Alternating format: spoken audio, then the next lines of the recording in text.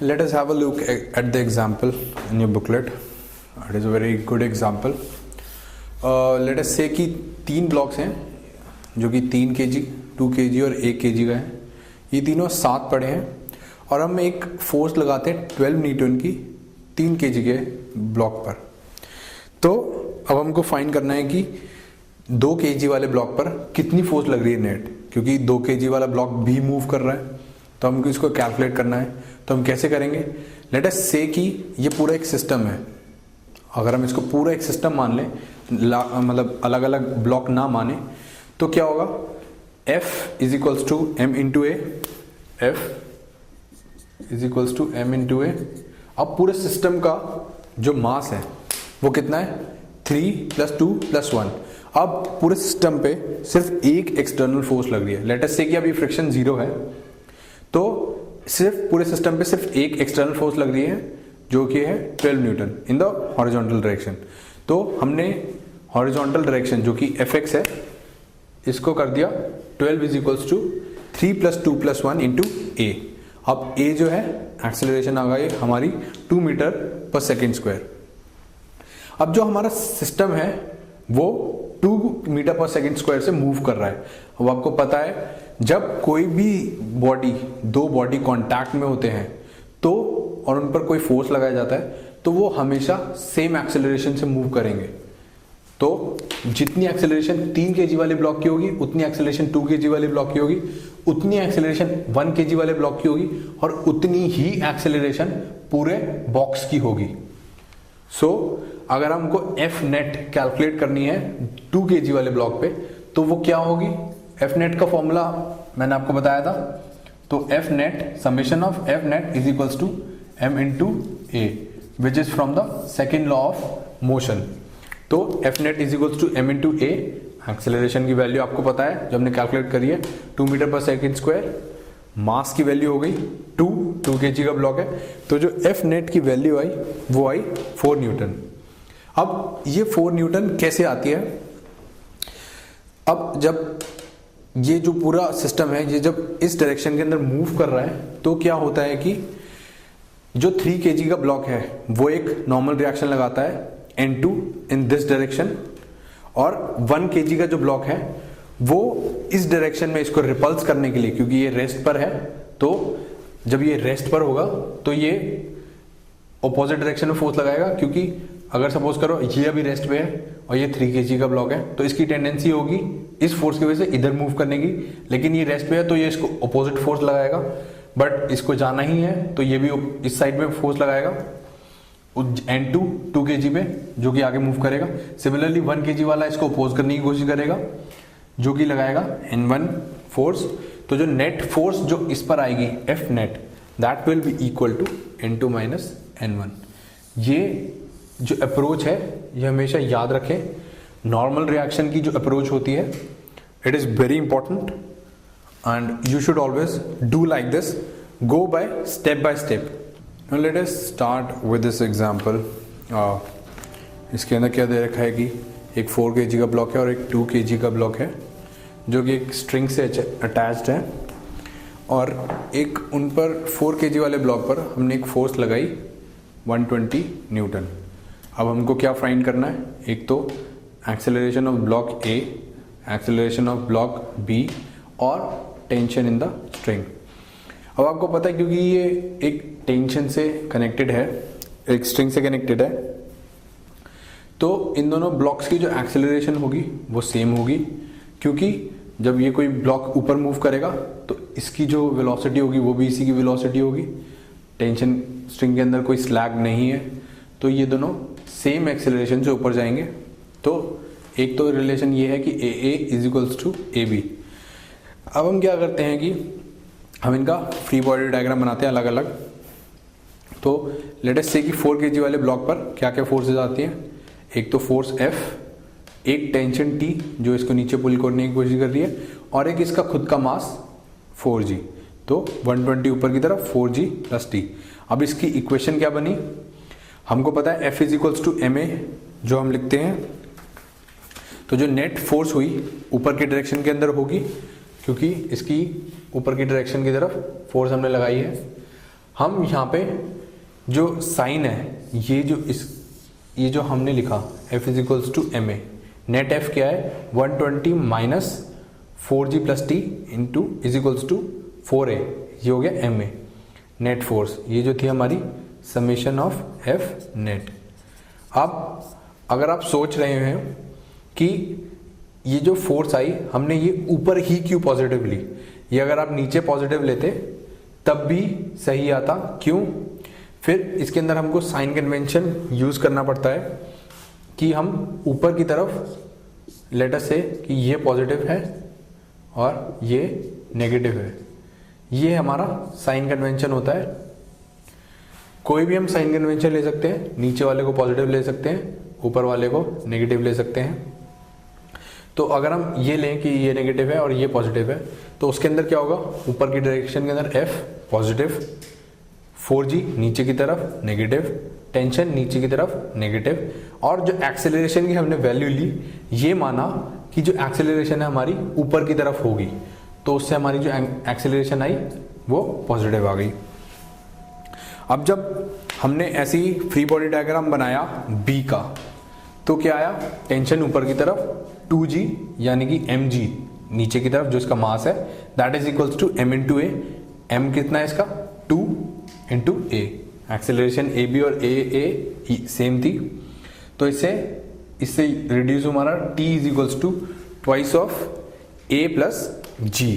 ये इसको अगर हम दे दे पॉइंट इक्वेशन नंबर 1, अब ये हमारी इक्वेशन नंबर 2 है। नाउ पुटिंग इक्वेशन नंबर 1 जो कि t की वैल्यू है in equation number 2 using 1 and 2 we get acceleration to be 2.5 metre per second square. अब जो एक्सेलरेशन है ये आपने देखा कि यहाँ पे पॉजिटिव साइन आ रहा है, ये कोई नेगेटिव नहीं है, ये पॉजिटिव साइन है। इसका मतलब जो हमारा सिस्टम की एक्सेलरेशन है वो ऊपर के डायरेक्शन में है, not in the downward direction.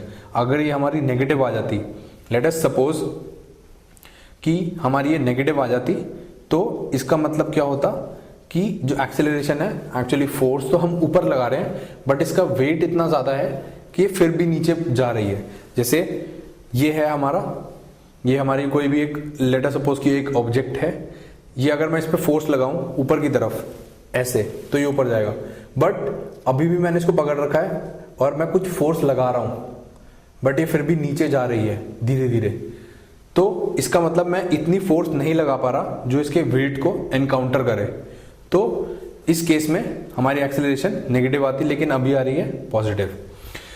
तो हम ये एक्सेलरेशन की वैल्यू जब टेंशन के अंदर डालेंगे तो टेंशन की वैल्यू आ जाती है 40। Now using this equation in this equation, मतलब कि t की जो वैल्यू है अगर हम यहाँ पे पुट करें, क्योंकि हमको क्या है कि दो हमारे अननोन है। जब भी हम कोई क्वेश्चन सॉल्व करते हैं तो हमको ये ध्यान देना पड़ता है कि हमको कितने अननोन है। हमारे पास अननोन वैल्यूज क्या है, एक तो एक्सेलरेशन की वैल्यू नहीं पता और एक टेंशन की वैल्यू नहीं पता। जब दो अननोन होते हैं तो हमको मिनिमम 2 इक्वेशन चाहिए होती हैं इन दोनों के अंदर। तो 2 इक्वेशन क्या क्या बनी, एक तो इसके फ्री बॉडी डायग्राम से एक ये वाली I F net equals to A, और एक ये इक्वेशन आई। इसके इन दोनों इक्वेशंस के अंदर 2 अननोन है, एक तो टेंशन और एक एक्सेलरेशन, टेंशन और एक्सेलरेशन। तो अब हम टेंशन की वैल्यू जो है एक्सेलरेशन के टर्म्स में इस इक्वेशन के अंदर पुट कर देंगे, that is using 1, this is 1 इन 2। तो इससे क्या होगा, हमारी एक्सेलरेशन की वैल्यू आ जाएगी 10 मीटर पर सेकेंड स्क्वायर। अब ये हमारी इक्वेशन 3 हो गई। जब हम एक्सेलरेशन की वैल्यू इस फर्स्ट इक्वेशन के अंदर डालेंगे तो हमारी जो टेंशन की वैल्यू है वो आएगी 40 न्यूटन। ये जो हमने क्वेश्चन देखा, इस क्वेश्चन में क्या था कि जो स्ट्रिंग थी हमारी जो इन दोनों ब्लॉक्स को कनेक्ट करती थी वो मासलेस मानी थी हमने, मतलब कि इसका कोई मास नहीं था, तो इसकी एक्सेलरेशन कुछ भी हो बट जो ये फोर्स कंज्यूम करता है वो 0 होती है। बट अगर हमको क्वेश्चन में गिवन हो कि इस स्ट्रिंग का भी कुछ मास है, तो उस केस में हर एक पॉइंट पे टेंशन अलग होगी। जैसे अगर हम माने कि इसका सेंटर ऑफ मास C है, ये इसके मिडिल पॉइंट पे है, तो जो टेंशन इसके ऊपर वाले पार्ट में होगी और जो नीचे वाले पार्ट में होगी वो दोनों अलग होंगी। लेट अस सपोज कि एक ब्लॉक है ब्लॉक ए मास 1 kg और ये एक टेबल के ऊपर पड़ा है। लेट अस सपोज कि एक टेबल है और इसके कोने से एक पुली अटैच्ड है और इस पुली के ऊपर से एक स्ट्रिंग जा रही है जो कि बी ब्लॉक से कनेक्टेड है और बी ब्लॉक सी ब्लॉक से कनेक्टेड है with the use of a spring और इसका स्प्रिंग कांस्टेंट के, दिस के इज इक्वल्स टू 50 न्यूटन पर मीटर स्क्वायर। तो हमको क्या कैलकुलेट करना है, एक तो एक्सेलरेशन ऑफ द सिस्टम, एक tension in the string and extension in the spring. अब एक्सेलरेशन कैलकुलेट करने के लिए मैंने आपको बताया था कि हम क्या करते हैं कि एक फॉर्मूला यूज करते हैं which is F net equals to M into A, ये एफ नेट। अब एक्सेलरेशन अगर आपको पता हो तो जो एक्सेलरेशन यहाँ पर होगी ए इस ब्लॉक के लिए, वही एक्सेलरेशन इसके लिए होगी इन दोनों ब्लॉक्स के लिए ए डाउनवर्ड डायरेक्शन के अंदर। तो जो नेट फोर्स है वो क्या आ रही है हॉरिजॉन्टल डायरेक्शन में इस ब्लॉक ए की वजह से कोई फोर्स नहीं है। जो ये टेंशन हम लेते हैं स्ट्रिंग के अंदर वो इंटरनल फोर्सेज होती हैं, तो हमको सिर्फ एक्सटर्नल फोर्सेज देखनी है। जो एक्सटर्नल फोर्सेज आती हैं वो एक्सटर्नल फोर्सेज क्या होती हैं, इन सब का मास, एक तो इसकी वजह से फोर्स ऑफ ग्रेविटी सी के ऊपर, सी ब्लॉक के ऊपर फोर्स ऑफ ग्रेविटी, और एक बी ब्लॉक का मास जिसकी वजह से इसके ऊपर भी फोर्स ऑफ ग्रेविटी लगेगी। तो इन दोनों का जो कंबाइंड मास की वजह से कंबाइंड फोर्स ऑफ ग्रेविटी आएगी वो एफ नेट होगी।